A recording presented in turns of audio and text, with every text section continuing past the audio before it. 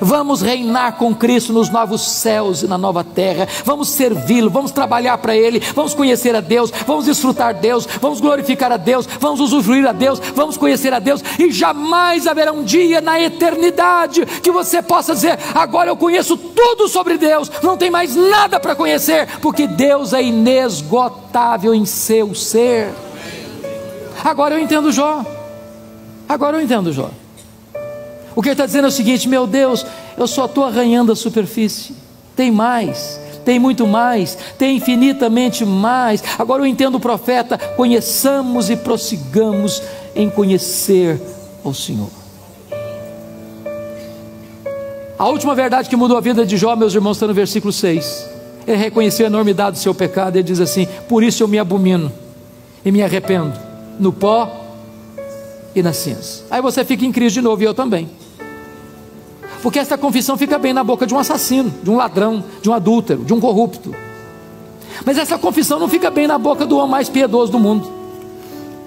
Se o pastor da igreja chegar no púlpito domingo à noite e falar: meus irmãos, eu quero dizer para vocês que eu me abomino e eu me arrependo no pó e na cinza, alguém vai pensar: será que o pastor adulterou? Como é que você entende isso? Deixa eu dizer uma coisa para você, querido: as pessoas que mais choram, que mais lamentam, que mais confessam os seus pecados, não são as pessoas que mais pecam, são as pessoas que mais perto de Deus andam. Porque quem anda longe de Deus, nem consciência de pecado tem. Jó capítulo 1, 6 a 12. Está escrito assim: num dia em que os filhos de Deus vieram apresentar-se perante o Senhor, veio também Satanás entre eles. Então perguntou o Senhor a Satanás: de onde vens? Satanás respondeu ao Senhor e disse: de rodear a terra e passear por ela. Perguntou ainda o Senhor a Satanás: observaste o meu servo Jó? Porque ninguém há na terra semelhante a ele, homem íntegro e reto, temente a Deus, que se desvia do mal. Então respondeu Satanás ao Senhor: porventura Jó, debalde ou inutilmente, teme a Deus? Acaso não cercaste com sebe a ele, a sua casa e a tudo quanto tem? A obra de suas mãos abençoaste, os seus bens se multiplicaram na terra.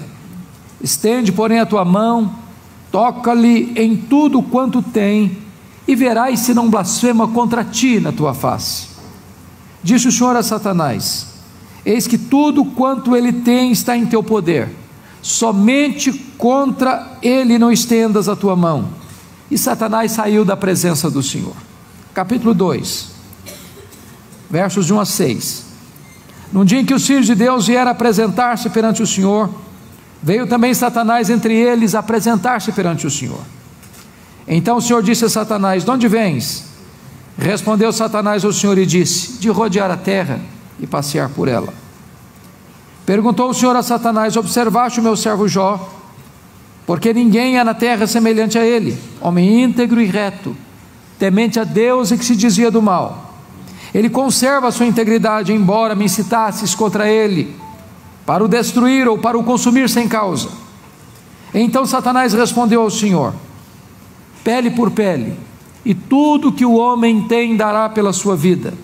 Estende, porém, a tua mão, toca-lhe nos ossos e na carne, e verás se não blasfema contra ti na tua face.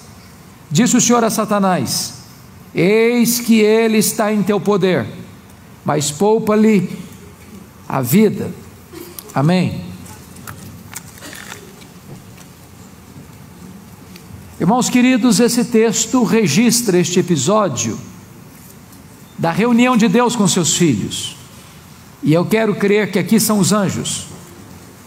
E eu entendo que essa reunião aconteceu nas regiões celestes. E a Bíblia não nos dá explicações, mas nos diz que Satanás apareceu nessa reunião.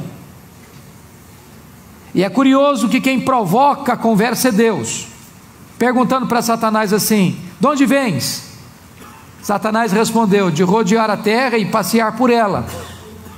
Satanás é uma espécie de turista inveterado. Ele anda por aí, está antenado, está procurando uma brecha. está procurando alguém para devorar, está vivo e ativo no planeta Terra. E Deus cutuca de novo perguntando assim: observaste o meu servo Jó? E Deus dá o currículo de Jó. Não tem ninguém na terra semelhante a ele. Em outras palavras, ele é o homem mais piedoso dessa geração. Homem íntegro. Íntegro é aquilo que você é com a porta do quarto trancada, sem ninguém olhando. Homem reto. Reto é aquilo que você é em público, todo mundo está vendo. Homem temente a Deus, princípio da sabedoria. Homem que se dizia do mal, deliberadamente santo. Satanás poderia ter respondido assim: bom, esse eu não conheço ainda, eu andei ocupado, tenho outras prioridades, quem sabe um dia eu boto os olhos nele. Mas não foi a resposta de Satanás. Satanás respondeu assim para Deus: também puderas, desse jeito aí qualquer um te adora. Tu tens abençoado a vida deste homem, tu tens cercado a casa deste homem com a grande muralha de proteção, os bens deste homem prosperam na terra, tudo que este homem bota a mão vira dinheiro, desse jeito aí qualquer um te adora. E Satanás insinua aqui duas coisas. Satanás insinua que ninguém adora a Deus por quem Deus é, mas apenas por aquilo que Deus dá. Satanás insinua que as pessoas só se aproximam de Deus por causa das bênçãos de Deus e não por causa do caráter de Deus. Satanás insinua mais. Ele insinua que Jó não é íntegro quando adora a Deus. Satanás insinua que Jó só serve a Deus por interesse, que Jó descobriu que religião é um grande negócio, que dá lucro, que o vetor que move Jó na direção de Deus não é a glória de Deus, não são os atributos de Deus, não é o caráter de Deus, mas o lucro. E desta maneira, Satanás levanta duas teses. Primeira tese: ninguém ama mais a Deus do que o dinheiro. Segunda tese: ninguém ama mais a Deus do que a família. O que é que um homem tem? Um homem tem família, um homem tem bens. Satanás diz para Deus: toca no que ele tem, e verás se não blasfema contra ti na tua face. Esse mesmo homem que hoje te adora, se for tirado dele o que tu deste para ele, ele blasfemará. Sem que Jó soubesse, Deus coloca nas mãos de Jó a defesa da sua reputação, e diz para Satanás: pode tocar no que ele tem, só não pode tocar em sua vida. Em outras palavras, Satanás é um ser limitado e limitado por Deus. Ele só pode ir até onde Deus o permite ir, e nem 1 centímetro a mais. Por que é importante dizer isso? Vocês se lembram que na década de 90, o Brasil foi invadido por uma enxurrada de literatura sobre batalha espiritual. A maioria daquela literatura tinha uma visão maniqueísta. Em outras palavras, a tensão entre a luz e as trevas, a verdade e a mentira, o bem e o mal, Deus e o diabo. A ideia que se passava é que esta batalha espiritual estava no mesmo nível entre a posição e a oposição, como se o diabo fosse um Deus caído na mesma altura e patamar de Deus, mas de lado oposto. Equívoco. Satanás não é um Deus caído, Satanás é um anjo caído. Não há páreo para Deus.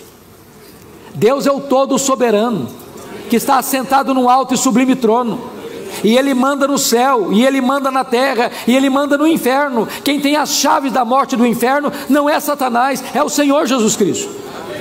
Entretanto, com a permissão de Deus, Satanás sai dali para fazer um estrago na vida de Jó. Primeiramente, na sua vida financeira. Confira comigo o verso 3. Depois de quantificar os bens de Jó, está escrito aí que ele era o maior de todos os do Oriente. Sabe o que significa isso? Ele era o homem mais rico da sua geração. Ele não era apenas rico, ele era o mais rico.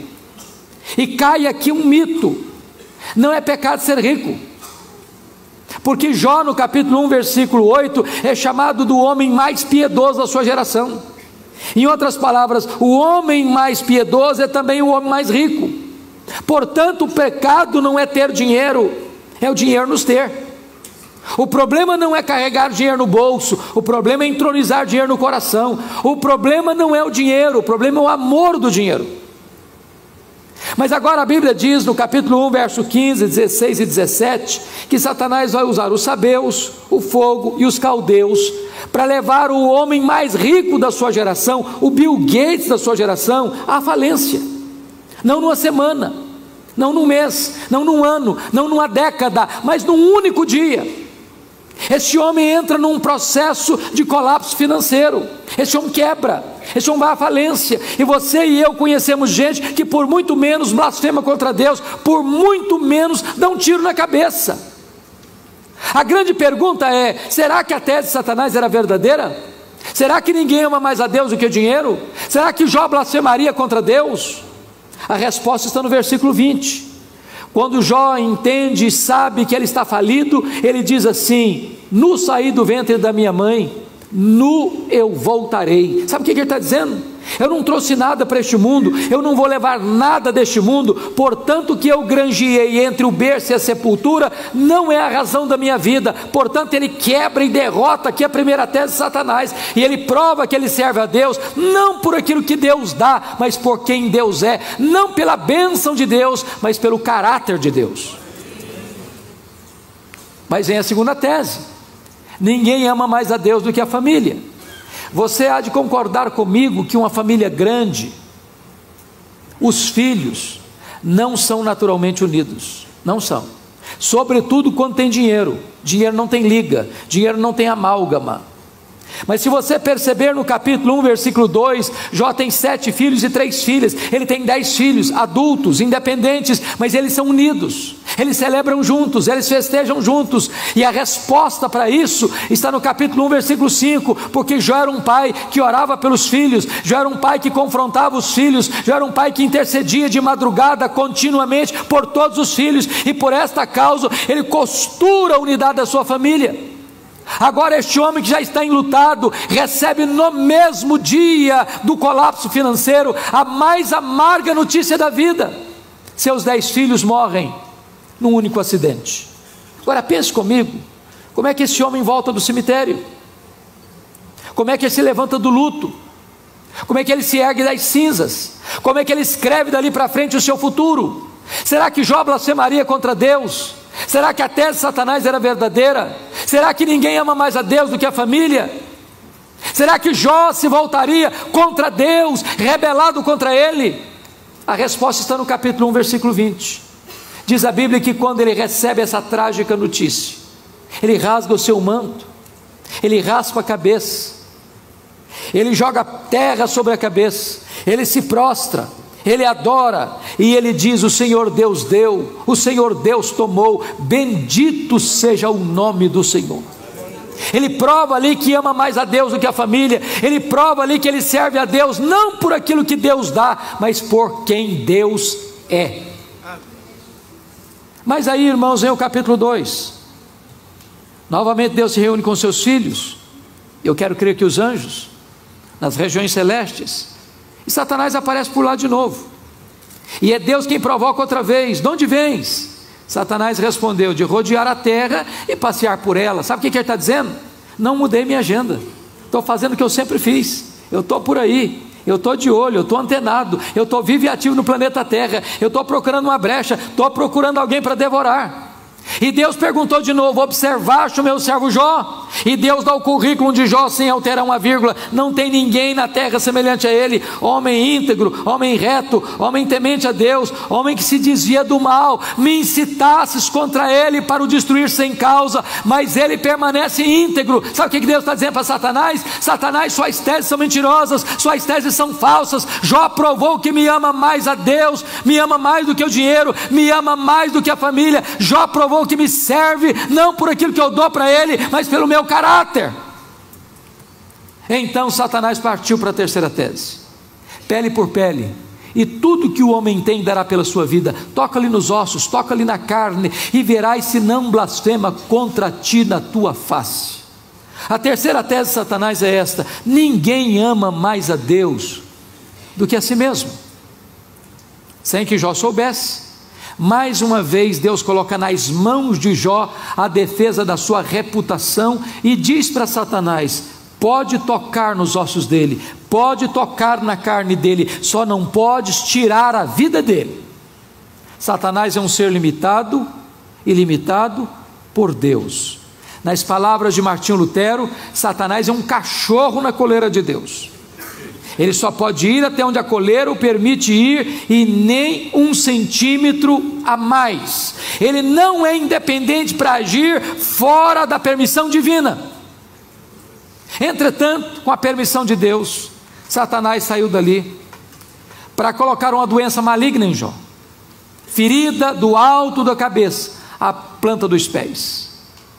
Jó virou uma carcaça humana, Jó virou uma ferida aberta, Jó virou uma chaga purulenta. O corpo dele começava a cheirar mal, o pus escorria pelo seu corpo, a sua pele estava necrosada.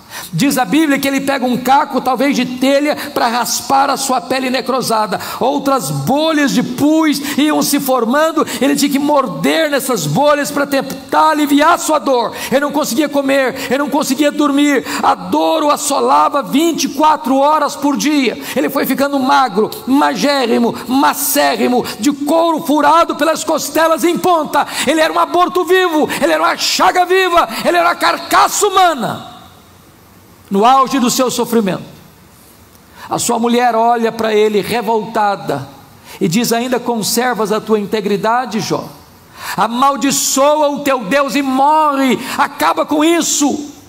Tenha dignidade de dar cabo da sua própria vida. Deus não é digno de ser adorado em tamanho sofrimento. E Jó responde para ela com grandeza d'alma: tu falas como uma louca. Nós temos recebido o bem de Deus, não receberíamos também o mal? E no capítulo 2, versículo 10 está escrito: em tudo isso Jó não pecou contra Deus com os seus lábios. Ele derrota aqui a terceira tese de Satanás. Ele prova que ama mais a Deus do que a si mesmo. Ele prova que ele serve a Deus, não por aquilo que Deus dá, mas por quem Deus é. Mas aí vem o capítulo 2, versículo 11, confira comigo. Vem os amigos, Elifaz, Bildade e Zofar. Combinaram ir juntamente condoer-se dele e consolá-lo. Diz o verso 12 que, levantando eles de longe os olhos, não reconheceram Jó. Ergueram a voz e choraram, cada um rasgou o seu manto, lançando pó sobre a cabeça. Sentaram-se com ele na terra 7 dias, 7 noites, sem falar palavra nenhuma, pois viam que a dor de Jó era muito grande. E eu faço uma consulta a vocês: esses homens eram amigos de Jó? Esses homens eram amigos de Jó? E a resposta categórica e insofismável é esta: é claro que eram. Claro que eram. Eu pergunto a você: você já fez alguma visita assim para alguém, alguma vez? 7 dias, 7 noites, calado, chorando, sentado no pó. Você já recebeu alguma visita assim, nas horas mais amargas da sua vida? Qual era o problema desses homens? O problema desses homens é que num dado momento da vida, entre aspas, eles começaram a fazer teologia. Eles começaram a lucubrar. Eles começaram a raciocinar, a desenvolver uma lógica simples de causa e efeito, pensando: toda causa tem um efeito, todo efeito tem uma causa. E eles imaginaram assim: para Jó estar sofrendo, ele deve ter feito alguma coisa errada, mas para ele estar sofrendo muito, ele deve ter feito muita coisa errada. Mas eles não só pensaram, eles falaram, mas não só falaram, falaram para Jó e assacaram contra ele os mais pesados libelos acusatórios. Chamaram-no de adúltero, chamaram Jó de ladrão, falaram para Jó: Jó, Deus matou seus filhos com você, você é louco, você é doido. Falaram para Jó: Jó, você ficou rico porque você roubou os órfãos e as viúvas. E eles foram massacrando Jó, e eles foram cravejando Jó com as suas setas mais venenosas, das críticas mais desumanas, mais cruéis, mais amargas. Eles foram passando Jó debaixo de um rolo compressor. Sabe o que Jó fez? O que você e eu faríamos. Jó começa a perguntar para Deus: por que, meu Deus? Ele começa a se defender, ele começa a se queixar. Ele levantou aos céus, meus amados irmãos, nada menos do que 16 vezes a mesma pergunta: por quê, por quê, por quê, por quê? Por que que eu estou sofrendo? Por que que a minha dor não cessa? Por que que eu enterrei os meus filhos? Por que que eu não morri no ventre da minha mãe? Por que que eu não morri ao nascer? Por que que os seios da minha mãe não estavam murchos de leite para eu morrer de fome? Por que que o Senhor não me mata de uma vez? Ele levantou aos céus 34 queixas contra Deus. Sabe qual foi a resposta que Deus deu para ele? O absoluto silêncio. Nenhuma palavra, nenhuma explicação, nenhuma luz no fim do túnel, nenhum sinal do seu favor. Silêncio absoluto e total. E se você perceber, esse homem está sendo encurralado, esse homem está sendo emparedado, esse homem está sendo entrincheirado, esse homem está sendo acuado por todos os lados e golpeado nas 5 áreas mais importantes da vida. Se não, vejamos: primeiro, a vida financeira. O homem mais rico da sua geração quebra, vai à falência. Segundo, a sua saúde. Esse homem virou uma carcaça humana. Esse homem vira uma ferida aberta, esse homem vira uma chaga purulenta. Terceiro, o casamento. Na hora que ele mais precisou da companhia, da presença, do apoio, do consolo da sua mulher, ela disse para ele: morre, homem, morre. Quarto, os filhos. Irmãos, não é natural um pai enterrar filhos, não é natural. Não é natural os filhos furarem a fila, não é natural. Quinto, as amizades. Aqueles que deveriam aplicar-lhe o azeite do consolo, aplicam-lhe o vinagre das críticas mais duras. Aqueles que deveriam ser aliviadores de tensões, transformam-se em consoladores molestos. E esse homem está golpeado, esse homem está chagado, esse homem está falido, esse homem está enlutado, esse homem está abandonado, esse homem está escarnecido, esse homem está completamente arruinado por todas as circunstâncias da vida. Esse homem está no fundo de um poço, e no fundo de um poço só tem uma direção para olhar: é para cima, é para o alto, é para Deus. Foi exatamente o que ele fez. Quando ele arranca do seu peito um brado de esperança, naquele território de agonia e de angústia, ele diz: mas uma coisa eu sei, é que o meu Redentor vive, e eu verei o meu Redentor revestir esse meu corpo de pele, eu verei o meu Redentor.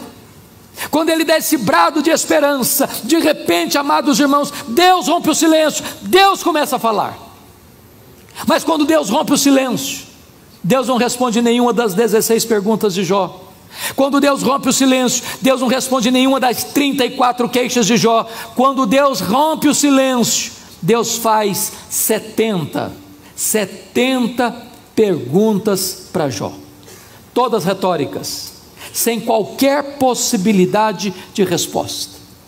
Como se Deus abrisse as cortinas dos céus, como se Deus abrisse as janelas dos céus e fosse derramando em torrentes, em catadupas sobre Jó a grandeza do seu conhecimento, da sua revelação, dos seus atributos, da sua glória, da sua majestade. E Jó, diante daquela imensa e esmagadora revelação, ele como que é esmagado por esta glória refulgente de Deus, e ele vai se encolhendo, e ele vai se encolhendo, e ele vai se encolhendo, e ele vai se encolhendo, e ele vai se encolhendo, para descobrir as 5 verdades mais importantes da sua vida, que mudaram a sua história, que revolucionaram a sua vida. E a minha esperança nesta noite, que essas 5 mesmas verdades impactem o seu e o meu coração, para a glória de Deus nesse momento. Que verdades são essas? Vá comigo, por favor, para o capítulo 42 desse livro. Lá estão essas verdades. A primeira verdade que mudou a história de Jó, irmãos, está aí no capítulo 1, versículo 2. Jó reconheceu a onipotência de Deus. Ele diz assim: então respondeu Jó ao Senhor: bem sei que tudo podes. Bem sei que tudo podes. Deixa eu dizer uma coisa para você. Você e eu temos impossibilidades intransponíveis. Isso é uma verdade irrefutável. Eu gosto muito de estudar, gosto muito de ler. Todas as semanas, praticamente, eu visito as livrarias para saber o que está saindo de novo. E você sabe que no Brasil e no mundo, os livros mais publicados são, primeiro, livros de autoajuda. Segundo, livros que ensinam você a ficar rico rápido. Toda semana tem livro novo nessa área. Eu acho que eu não estou nem sabendo ler esses livros direito.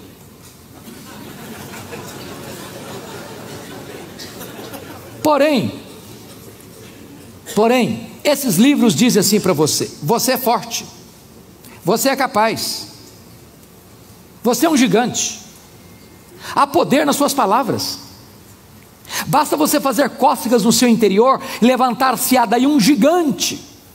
Sabe o que a Bíblia diz? Exatamente o contrário. Exatamente o contrário. A Bíblia diz que Deus conhece a nossa estrutura e sabe que nós somos pó. Nós viemos do pó, nós voltaremos ao pó, nós somos pó. Nós somos fracos, mas nós somos muito fracos. E eu quero provar isso para você. Primeiro, nós temos fraquezas físicas. Ou gente, gostando ou não, querendo ou não, programando ou não, o tempo vai esculpindo algumas rugas no nosso rosto, indisfarçáveis. Daqui a pouquinho um cosmético ajuda. Depois de um bom tempo, uma boa cirurgia plástica dá uma boa melhorada. Mas chega uma hora que nem Pitangui e a sua equipe dão mais jeito.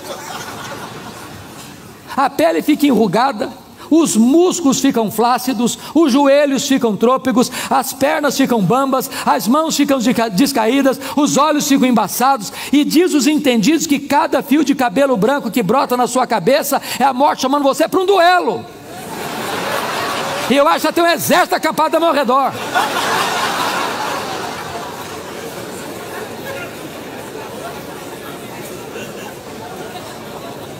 Nós temos fraquezas emocionais, irmãos.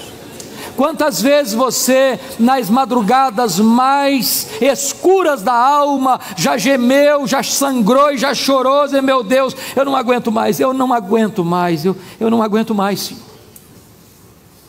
Nós temos fraquezas morais, irmãos. Você e eu, várias vezes, chorando, prometemos para Deus: Deus, eu não quero mais cometer esse erro, eu não quero mais cometer esse pecado, eu não quero mais cair nessa transgressão, eu não quero mais tropeçar nesse mesmo obstáculo. E de repente você fala e você promete, você ora e você fala e você chora, daqui a pouco você está cometendo o mesmo pecado. Não é porque faltou para você sinceridade, não, faltou para você poder. Nós temos fraquezas morais, nós temos fraquezas espirituais, irmãos. Nós somos um ser contraditório, ambíguo, paradoxal. Há uma esquizofrenia enfiada dentro de nós. O bem que nós queremos fazer não fazemos, o mal que nós não queremos, esse praticamos. Nós somos fracos. Mas a verdade gloriosa é que, apesar de sermos fracos, de Deus conhecer nossa estrutura e saber que somos pó, você e eu podemos dizer: mas o meu Deus tudo pode. Para Ele não tem causa perdida, para Ele não tem problema insolúvel, para Ele não tem vida irrecuperável, para Ele não tem casamento sem solução, para Ele não tem doença sem cura. Ele é o Deus dos impossíveis. Portanto, a coisa mais importante para a sua vida, para a sua família, para o seu ministério, é saber quem é o seu Deus, quão grande é o seu Deus, quão majestoso é o seu Deus. A W. Tozer, um dos mais importantes escritores do século passado, ele diz que o maior problema da igreja é que ela passa a maior parte do tempo tomando o seu próprio pulso e olhando para o seu próprio umbigo. Nós somos uma geração de crentes humanistas, antropocêntricos, que estamos ao redor de nós mesmos. Nós estamos correndo ao redor de nós mesmos, falando de nós mesmos, encantados com nós mesmos, olhando para o nosso próprio umbigo, quando na verdade a coisa mais importante da igreja é saber quem é o seu Deus, porque a Bíblia diz que o povo que conhece a Deus é um povo forte e ativo. Quem é o seu Deus? Quão grande é o seu Deus? Quão majestoso é o seu Deus? Quando o profeta Isaías escrevia sobre a majestade de Deus, lá no capítulo 40 do seu livro, ele diz: o meu Deus é aquele que mede as águas na concha da sua mão. Pense no Pacífico, no Índico, no Atlântico, no Mediterrâneo, nos mares, nos rios. Ele mede as águas na concha da sua mão. Vai ao Atlântico, tente esvaziá-lo com um baldinho, veja quanto tempo você vai levar. Ele diz: o meu Deus é aquele que pesa o pó das montanhas em balança de precisão, como se estivesse medindo partículas de ouro. Ele diz: o meu Deus é aquele que mede os céus a palmos. Ele diz: o meu Deus é aquele que espalha as estrelas no firmamento, e por ser forte em força e grande em poder, quando as chama, nenhuma delas vem a faltar. Ele diz: o meu Deus é aquele que olha para as nações da terra com seu poder militar, com seu poderio econômico, e esse mesmo Deus olha para esses grandes reinos da terra e os considera como uma gota que cai de um balde, como um pó numa balança de precisão, como um vácuo, como nada, como menos do que nada. Este é o seu Deus. Agora pergunte para um astrônomo: qual é o tamanho deste universo que Deus mediu a palmos? Pergunte. Sabe qual é a resposta dele? Eu não sei. Eu não sei. Mas você sabe que o universo não é infinito, porque infinitude é um atributo exclusivo de Deus. Mas os astrônomos afirmam que o nosso universo tem mais de 93 bilhões de anos-luz de diâmetro. O que significa isso? Significa que se você voasse a velocidade da luz, 300 mil quilômetros por segundo, nessa velocidade você demoraria mais de 93 bilhões de anos para ir de uma extremidade à outra do universo. Pois Deus criou tudo isso, Deus é maior do que tudo isso, e Ele é seu Pai, Ele tudo pode. Pergunte a um astrônomo quantas estrelas existem. Sabe qual é a resposta dele? Eu não sei. Mas eles afirmam categoricamente que há mais estrelas no firmamento que todos os grãos de areia de todas as praias e desertos do nosso planeta. Vai um dia à praia, encha a concha da sua mão de areia, leve para casa, bote numa tábua de vidro e conte quantos grãos de areia você consegue botar na concha da sua mão. Pois há mais estrelas do que todos os grãos de areia de todas as praias e desertos do nosso planeta. E Deus não apenas criou todas elas, não. Deus conhece cada uma delas pelo nome. E por ser forte em força e grande em poder, quando as chama, nenhuma delas vem a faltar. Este é o seu Deus, Ele tudo pode. Mas não é apenas o macro universo que nos impressiona, não. O micro também. O micro também. Se você hoje pegar aqui embaixo no jardim uma folha, por mais tenra e delgada que ela seja, ela é mais complexa do que essa cidade. Se você hoje for lá na cozinha e pedir um ovo e quebrá-lo numa frigideira, aquele ovo, aquela gema de ovo é mais complexa do que qualquer máquina que o homem jamais inventou. Dr. John Wilson, uma das maiores autoridades em oftalmologia do mundo, diz que você e eu temos em torno de 2 milhões de fios duplos encapados em cada um dos nossos olhos, e se não for assim, haveria um curto-circuito e nós ficaríamos cegos.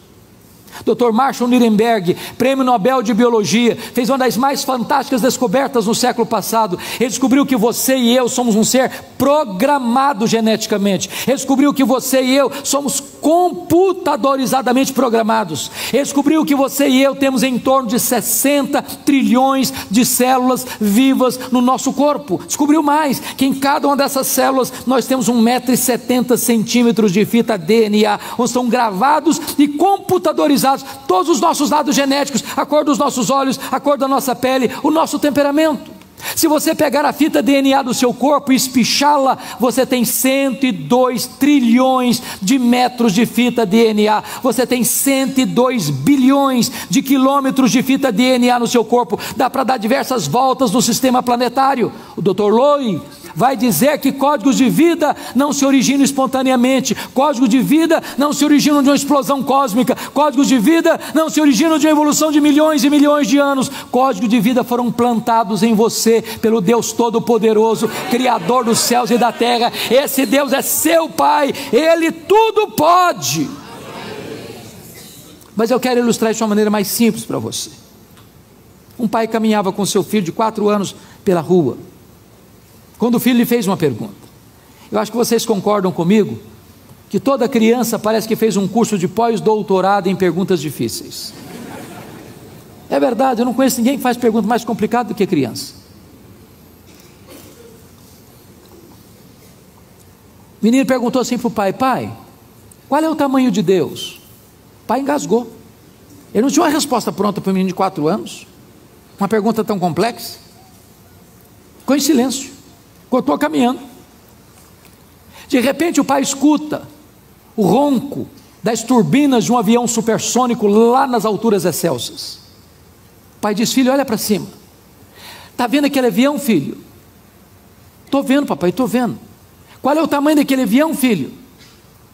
O menino respondeu: ah, papai, pequeno, muito pequeno, estava muito longe.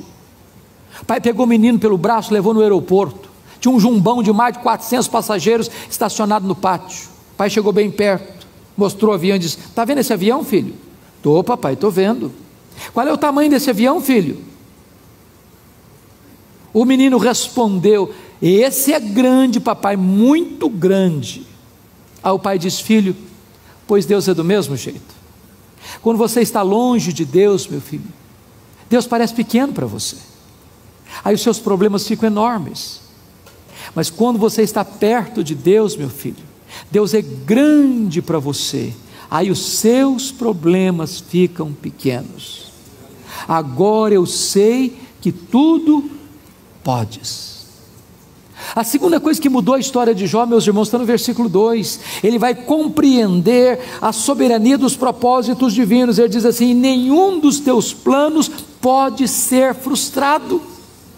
Irmãos queridos, nós que estamos aqui não acreditamos em coincidência, nós não acreditamos em acaso, nós não acreditamos em sorte, nós não acreditamos em azar, nós não acreditamos em olho gordo, nós não temos medo de sexta-feira 13, nós não precisamos consultar horóscopo para sair de casa.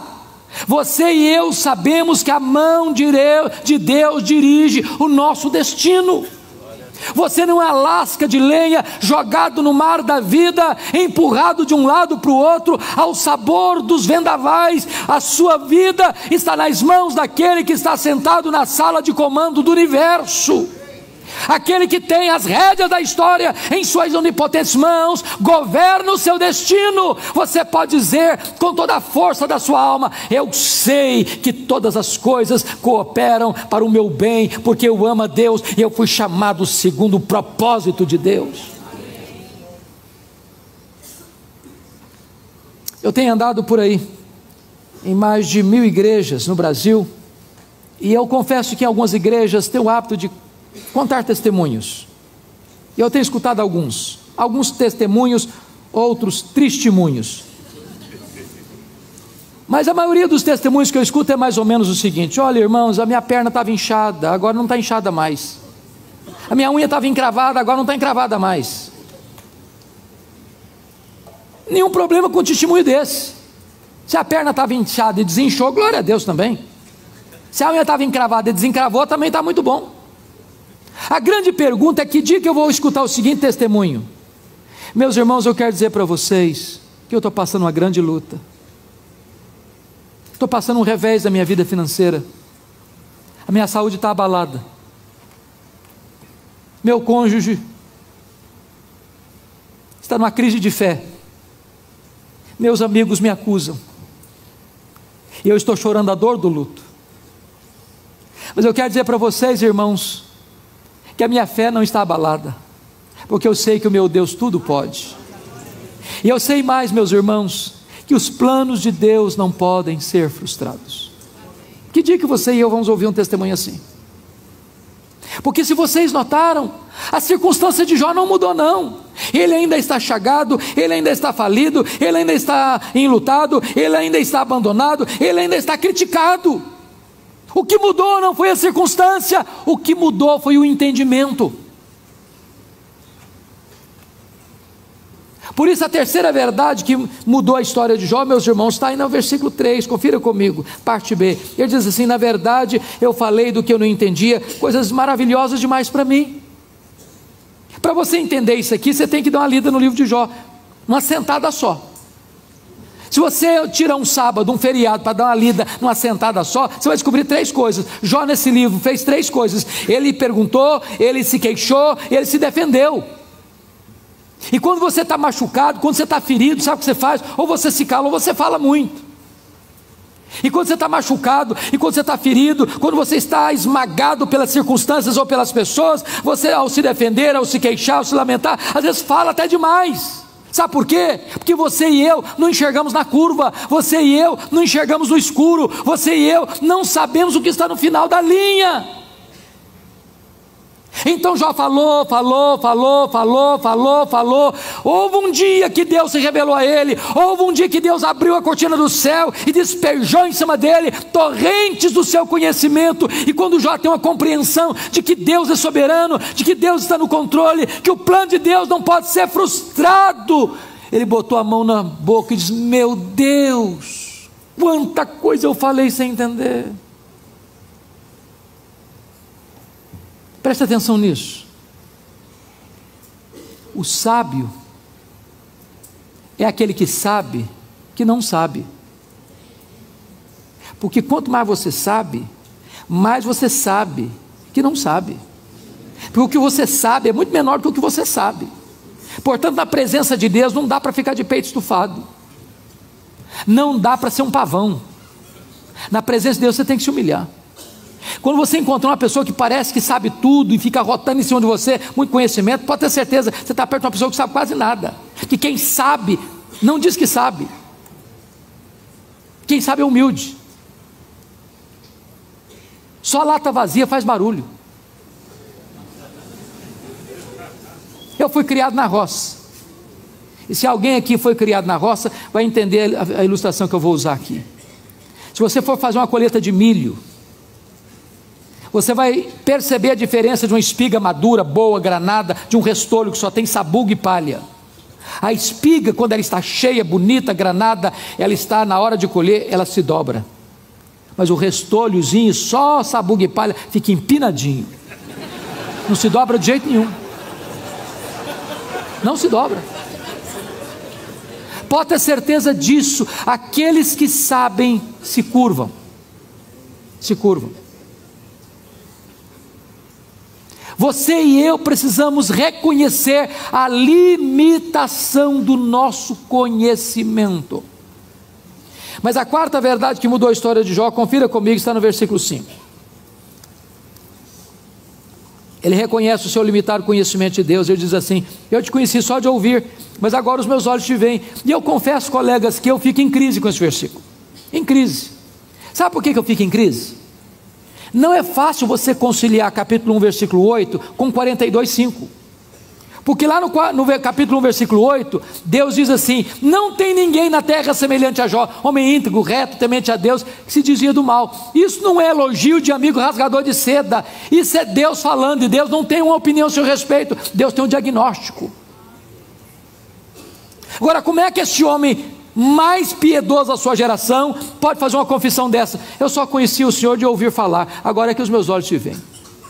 Mas você entende isso? Eu gostaria de explicar fazendo outra pergunta.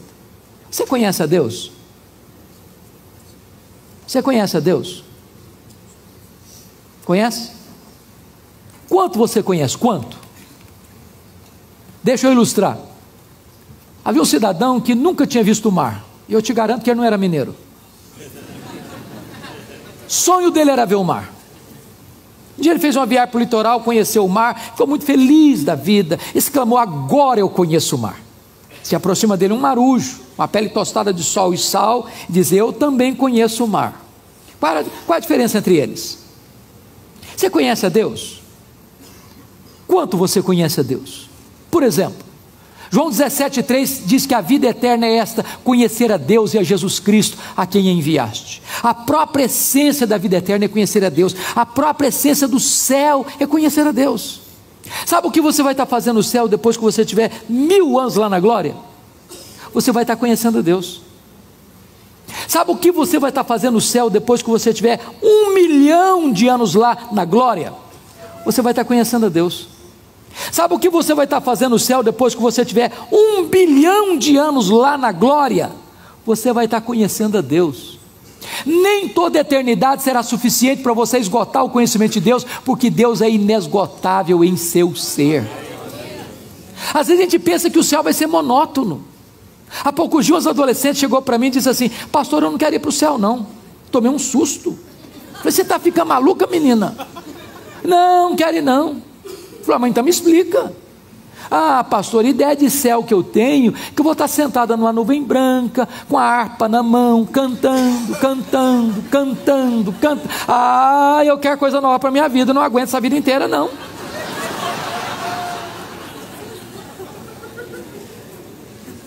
Deixa eu dizer uma coisa para você, o céu vai ser dinâmico. Nós vamos conhecer a Deus, nós vamos glorificar a Deus, nós vamos usufruir a Deus, nós vamos nos deleitar em Deus, nós vamos reinar com Deus, nós vamos trabalhar para Deus. Seus servos o servirão. Se você não gosta de trabalhar, você está encrencado. Agora pense comigo nisso. Nesse corpo nosso que fica cansado, enrugado, caquético, a gente consegue fazer tanta coisa maravilhosa. E diz Albert Einstein que nós não usamos nem 10% do nosso potencial. Agora, já pensou num corpo 100% turbinado pela glória de Deus? O que nós não vamos poder fazer? Um corpo imortal, incorruptível, poderoso, glorioso, espiritual, celestial, semelhante ao corpo da glória do Senhor Jesus. Quando Jesus ressuscitou com o corpo de glória, ele entrava numa casa fechada, sem precisar abrir a porta. Quando Jesus ressuscitou com o corpo de glória, ele saía de Jerusalém, aparecia lá na Galileia, sem precisar percorrer o trecho. Quando Jesus ressuscitou com o corpo de glória, ele foi assunto aos céus entre nuvens. E eu pergunto para você, com que velocidade Jesus voltou para o céu? Com que velocidade? Velocidade da luz? 300 mil quilômetros por segundo. Se ele voltou para o céu na velocidade da luz, 300 mil quilômetros por segundo, depois de 2000 anos, ele está logo ali na esquina ainda. Eu pergunto para você, com que velocidade um anjo vem do céu à terra? Com que velocidade? Lá no Getsemane, quando Pedro quis cortar a orelha do Malco, pegou a espada, Jesus: guarda essa espada, Pedro. Se eu precisasse de ajuda, eu rogaria ao Pai, Ele me mandaria mais de 12 legiões de anjos. Quantos são 12 legiões de anjos? 72 mil anjos. Com que velocidade eles viriam? Num estalar de dedos? O que significa isso? Significa que os anjos não estão sujeitos às mesmas leis que nos governam, de tempo, de espaço, de tamanho. Ora, nós vamos ser como os anjos, não no sentido que não teremos um corpo, mas vamos viver na mesma dimensão. Vamos reinar com Cristo nos novos céus e na nova terra, vamos servi-lo, vamos trabalhar para Ele, vamos conhecer a Deus, vamos desfrutar Deus, vamos glorificar a Deus, vamos usufruir a Deus, vamos conhecer a Deus, e jamais haverá um dia na eternidade que você possa dizer: agora eu conheço tudo sobre Deus, não tem mais nada para conhecer, porque Deus é inesgotável em seu ser. Agora eu entendo Jó. O que ele está dizendo é o seguinte: meu Deus, eu só estou arranhando a superfície. Tem mais, tem muito mais, tem infinitamente mais. Agora eu entendo o profeta: conheçamos e prossigamos em conhecer o Senhor. A última verdade que mudou a vida de Jó, meus irmãos, está no versículo 6. Ele reconheceu a enormidade do seu pecado e ele diz assim: por isso eu me abomino e me arrependo no pó e na cinza. Aí você fica em crise de novo, e eu também, porque esta confissão fica bem na boca de um assassino, de um ladrão, de um adúltero, de um corrupto, mas essa confissão não fica bem na boca do homem mais piedoso do mundo. Se o pastor da igreja chegar no púlpito domingo à noite e falar: meus irmãos, eu quero dizer para vocês que eu me abomino e eu me arrependo no pó e na cinza, alguém vai pensar: será que o pastor adulterou? Como é que você entende isso? Deixa eu dizer uma coisa para você, querido: as pessoas que mais choram, que mais lamentam, que mais confessam os seus pecados, não são as pessoas que mais pecam, são as pessoas que mais perto de Deus andam. Porque quem anda longe de Deus, nem consciência de pecado tem. Eu vou ilustrar isso para você. Final do ano passado eu estava pregando no Hospital Cruz Azul em São Paulo, e a capelã Eleni Vação, que alguns aqui conhecem certamente, me disse: pastor Hernandes, aconteceu um fato muito triste nesse hospital esta semana. Eu falei: o que foi, Eleni? Ela me disse: chegou uma moça aqui acompanhada dos pais, com uma hemorragia severa. Quando o médico foi examinar a moça, ele disse: essa moça acabou de ter um bebê. A moça protestou: não, o senhor está enganado, eu não estava grávida. Os pais protestaram: o senhor está enganado, a nossa filha não estava grávida. E o médico radicalizou, pois ela acabou de ter um bebê.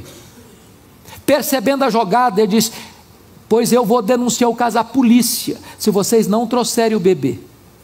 Meia hora depois chegava um bebê morto, numa caixa de isopor. E a Helenivação disse para mim: pastor, nenhuma culpa, nenhuma tristeza, nem na moça, nem nos pais. Sabem por quê? Porque quem está longe de Deus, irmãos, nem consciência de pecado tem. Mas se você conhece a Deus, se você conhece a grandeza de Deus, a majestade de Deus, a santidade de Deus, a única maneira que você tem ao se aproximar desse Deus santo, santo, santo, é dizer: ai Senhor, ai de mim Senhor, eu estou perdido, porque eu sou um homem impuro, habito no meio de um povo de impuros lábios, e os meus olhos viram, Senhor, o Rei dos exércitos. Na presença desse Deus, até os serafins cobrem o rosto.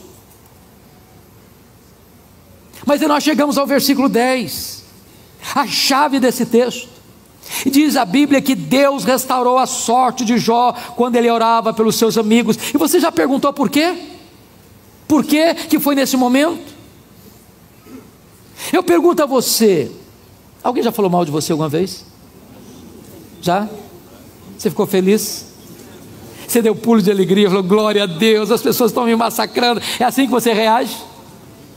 Deixa eu perguntar para você, o que você acha que Jó sentiu quando os amigos dele disseram assim: ô Jó, você é um ladrão, ô Jó, você é um adúltero, ô Jó, você é doido, cara, você é louco. Sabe por que Deus matou seus filhos? Porque você é doido. Além de enterrar os meninos, recebe a culpa da morte dos filhos. O que vocês acham que Jó sentiu quando seus amigos disseram assim: ô Jó, você ficou rico, você é ladrão, você roubou os órfãos e as viúvas? Vocês acham que ele ficou feliz? Claro que não. O que ele fez? Se defendeu, se defendeu, se defendeu, se queixou, se queixou, se queixou, se queixou. Sabe o que Deus está falando para esse homem? Você quer ser curado, meu filho? Você quer ser restaurado, meu filho? Você quer recomeçar a sua vida, meu filho? Então saia desse campo da defesa e entre na brecha da intercessão. Porque enquanto você se defender, vai ter mágoa no seu coração, vai ter justiça própria no seu coração. Mas quando você começar a orar pelos seus amigos, Deus vai curar você, porque você não consegue orar por alguém e ter mágoa ao mesmo tempo. E no momento que você for curado, meu filho, eu vou restaurar os seus próprios amigos. Sabe o que aconteceu? As 5 áreas que Satanás tentou destruir na vida de Jó, Deus restaurou todas elas. Todas elas. Primeira área que Deus restaurou, irmãos, foi a saúde. Confira o versículo 16 aí. Jó viveu mais 140 anos. Viu os filhos dos filhos até a 3ª e 4ª geração. E eu acho que não ficou nem cicatriz, nem sequela. Eu quero dizer para você que Deus está aqui nesta noite. E Ele é o Deus que cura. Ele nunca aposentou, Ele nunca deitou numa cadeira de balanço, Ele nunca vestiu um pijama, Ele nunca te pendurou chuteiras. Ele é Deus, imutavelmente Deus. Ele não precisa pedir licença nem para você, nem para mim para agir. Ele age quando quer, onde quer, com quem quer, do jeito que quer, para o louvor da sua glória. Ele é Deus. A segunda área que Deus restaurou, queridos, está aí no versículo 12, confira comigo. Deus restaurou a vida financeira dele. Se você comparar capítulo 1, versículo 3 com 42, 12, você vai descobrir algo fantástico. Deus devolveu tudo para ele em dobro. Se ele já era o mais rico lá, agora ele é duplamente o mais rico aqui. Pois Deus está aqui nesta noite e Ele é o Deus da restituição. Ele pode reerguer você financeiramente, Ele pode restaurar a sua empresa falida, Ele pode tirar você do monturo e fazer você assentar-se entre príncipes. Deus é o Deus da restituição. A terceira área que Deus restaurou, queridos irmãos, foram as amizades. Confira o versículo 8.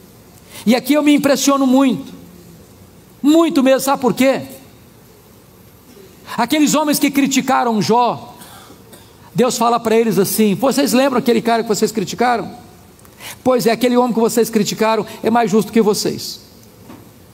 Lembra aquele homem que vocês criticaram?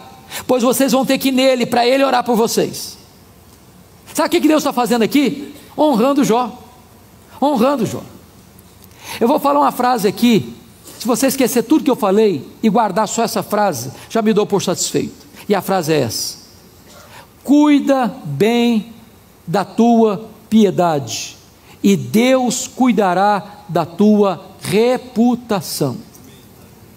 Cuida bem da tua piedade e Deus cuidará da tua reputação. Você não tem que se defender, você tem que andar com Deus. Porque quando você anda com Deus, as pessoas que criticaram você vão ter que voltar a você e mudar de opinião a seu respeito. No mesmo momento em que Jó ora pelos seus amigos, Deus restaura Jó e Deus restaura os amigos de Jó. Deus pode restaurar suas amizades quebradas, Deus pode reaproximar aqueles que se afastaram. Deus é o Deus da reconciliação. A quarta área que Deus restaurou, queridos, foi o casamento.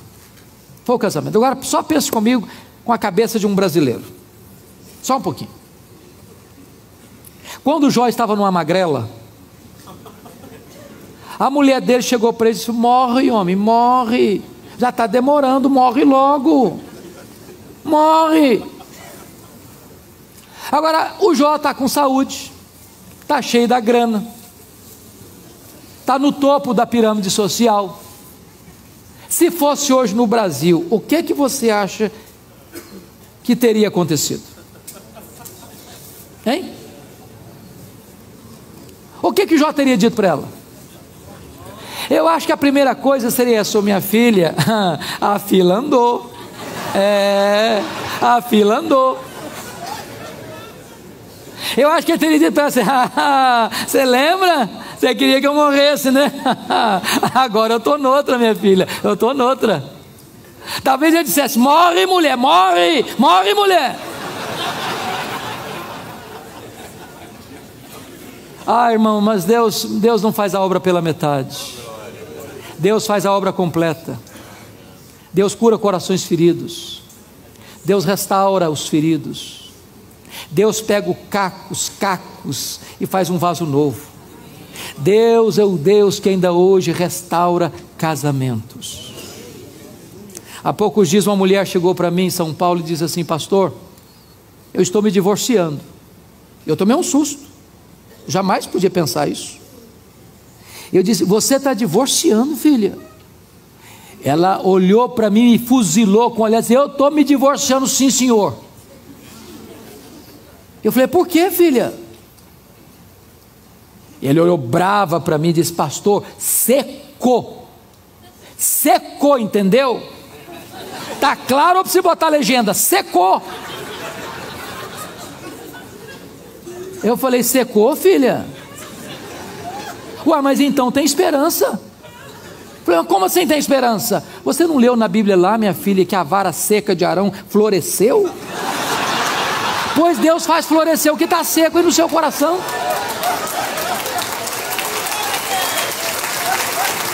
Ela olhou brava para mim e disse: pastor, o senhor endoidou, o senhor perdeu o juízo.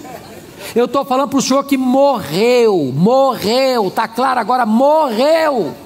Falei: morreu, filha? Ué, mas então tem esperança.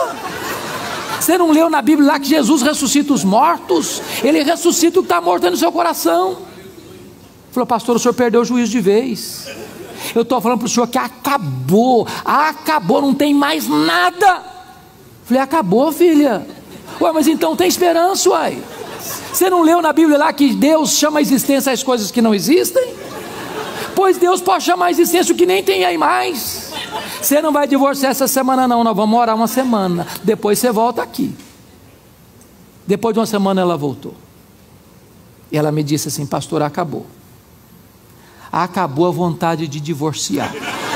Eu estou animada de novo, Deus está curando meu coração, eu estou animada a continuar meu casamento. Eu quero dizer para você que para Deus não tem impossíveis. Deus é o Deus que restaura casamentos quebrados. Mas a última área que Deus restaurou, queridos, foram os filhos. Confira aí para mim, capítulo 42, versículo 13. Porque lá ele tinha quantos filhos antes do problema? 7 filhos, 3 filhas, tinha 10. Quanto ele tem agora? 42, 13. 7 filhos e 3 filhos, tem 10. Mas não foi tudo em dobro que Deus prometeu dar? Se era tudo em dobro, ele tinha 10, devia ter quanto agora? 20. Então não foi tudo em dobro. Então não foi tudo em dobro. Como é que eu entendo isso? Deixa eu dizer uma coisa para você. Quando morre um boi lá no pasto, você perdeu um boi. Mas quando morre um filho, você não perdeu um filho. Como aquele pai que voltava do cemitério depois de enterrar o seu filho, um amigo se aproxima e disse: meus sentimentos, eu soube que o senhor perdeu o seu filho. E o pai, com um rosto cheio de lágrimas, disse: não, o senhor está enganado, eu não perdi o meu filho. Você perde alguém que você não sabe onde está. Eu sei onde está meu filho, eu sei com quem está meu filho. O meu filho está com Jesus, o meu filho está no céu. Eu não perdi meu filho. João agora tem 10 filhos na terra, João agora tem 10 filhos no céu. Deus restaurou e restaurou completamente. Sabe o que Satanás queria com Jó? Colocá-lo longe de Deus. Sabe o que Satanás conseguiu com Jó? Colocá-lo mais perto de Deus. Sabem por quê? Porque os planos de Deus não podem ser frustrados. Que grande Deus nós temos, que glorioso Deus nós temos, que maravilhoso Deus nós temos. Ele é a nossa esperança, Ele é o nosso refúgio, Ele é o nosso alicerce, Ele é a base da nossa família, Ele é a base do nosso ministério, Ele é o alicerce da igreja. Conhecer este Deus é a coisa mais importante da vida.